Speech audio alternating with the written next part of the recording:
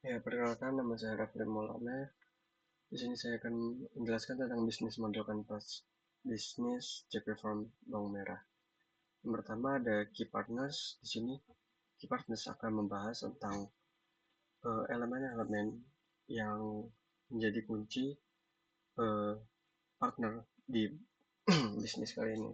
Yang pertama ada pengolah, yaitu ada pengepul, terus kemudian toko dan pedagang, pemerintah daerah, pemasok input lainnya, kemudian dikemas tersendiri. Kemudian ada UMKM, retail, distributor end user, dan Bank Indonesia. Untuk Tengkulak sendiri, mitra ini berperan sebagai saluran distribusi tradisional yang sudah mapan. Mereka ini memiliki jaringan yang luas dan memahami bagaimana pasar. Terus kemudian begitu juga dengan toko. Kemudian ada pemerintah daerah. Pemerintah daerah di sini memberikan dukungan dalam hal regulasi yang kemudian akan mengakses sumber daya seperti bibit unggul, pelatihan, dan program-program pertanian lainnya yang akhirnya akan menggali potensi dari kemitraan itu sendiri. Kemudian ada pemasok input lainnya yang memastikan ketersediaan pasokan input yang berkualitas dan stabil, meliputi pupuk, pestisida, dan lain-lain.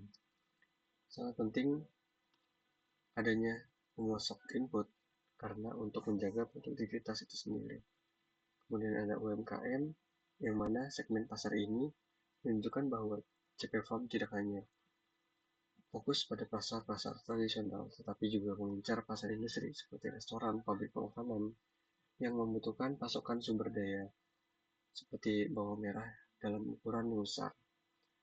Bank Indonesia, eh, kemitraannya ini berupa akses ke pembiayaan yang lebih mudah dan akhirnya mendukung untuk CP Farm itu sendiri melakukan ekspansi bisnis. Kemudian ada key activities, yaitu mencakup siklus produksi mulai dari pemilihan benih hingga distribusi produk akhir.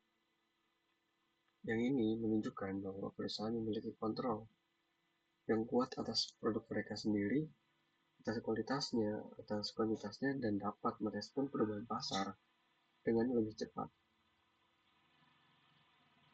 Yang pertama di sini ada mencari benih bawang hingga pemasaran bawang. Kemudian ada unique value propositions. Pertama, ada menghasilkan bawang merah yang berkualitas, harga yang kompetitif, dan mampu untuk melakukan ekspor. Yang pertama, bawang merah yang berkualitas artinya eh, faktor penentu dalam industri makanan adalah kualitas, begitu juga dalam bawang merah itu sendiri, yang kemudian akan berpengaruh pada rasanya yang lebih baik, umur simpan yang lebih lama, dan lebih disukai oleh konsumen. Kemudian ada harga yang kompetitif, yaitu pengoptimalan produksi dan distribusi sehingga JP Farm dapat menawarkan harga yang kompetitif tanpa mengorbankan kualitas bawang merah. Terus kemudian produk memenuhi syarat ekspor artinya JP Farm itu sendiri didesain untuk menembus pasar internasional yang memiliki potensi keuntungan yang lebih besar. Kemudian customer segments, ada industri olahan hingga end user, yang mana eh, customer segment itu sendiri merupakan diversifikasi dari JP Farm yang menargetkan berbagai segmen pasar, mulai dari industri hingga individu. Ini adalah strategi yang baik untuk mengurangi resiko bisnis dan memanfaatkan berbagai peluang yang ada di pasar. Dengan customer relationship-nya, ada memberikan pelayanan yang maksimal hingga menyediakan fasilitas non tunai, yang artinya di sini adalah hubungan ke pelanggan, yang fokusnya di sini adalah memperhatikan kepuasan pelanggan.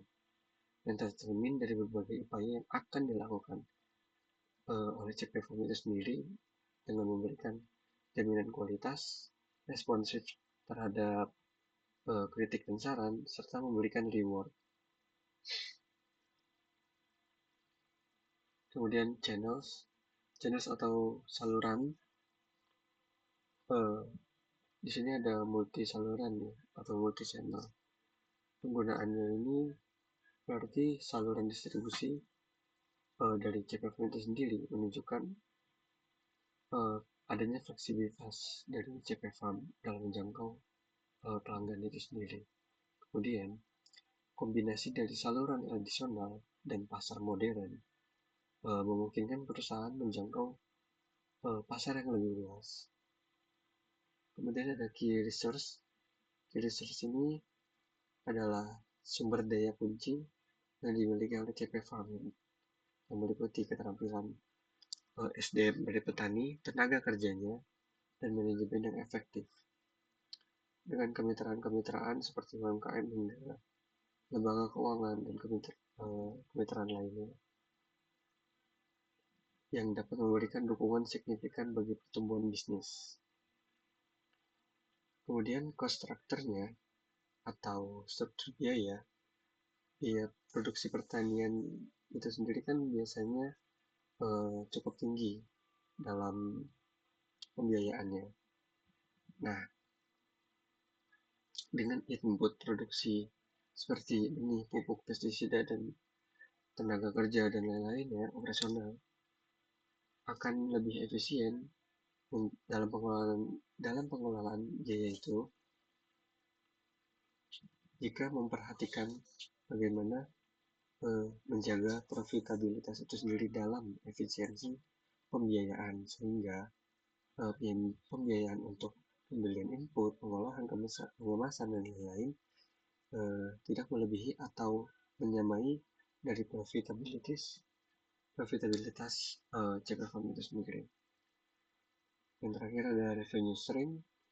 Revenue stream itu adalah arus pendapatan, yang mana di sini mengalami diversifikasi seperti penjualan produk dengan grading, penjualan produk dengan konsumen yang berbagai macam, dengan e-commerce, dan dibagi menjadi segmen pasar. Nah, tujuannya itu sendiri agar CP Farm memiliki sumber pendapatan yang bervariasi, seperti penjualan direct to konsumen, kemudian distributor, industri, reseller, dan e-commerce, yang mana ini membantu mengurangi ketergantungan pada satu sumber pendapatan dan meningkatkan stabilitas bisnis, sehingga CP Farm itu sendiri tidak hanya bergantung pada penjualan produk secara grading, penjualan produk secara konsumen, tetapi juga mempunyai pendapatan lainnya seperti e-commerce dan pembagian berdasarkan segmen pasar lainnya. Oke, sekian bisnis model kanvas dari CP Farm Bawang Merah. Terima kasih.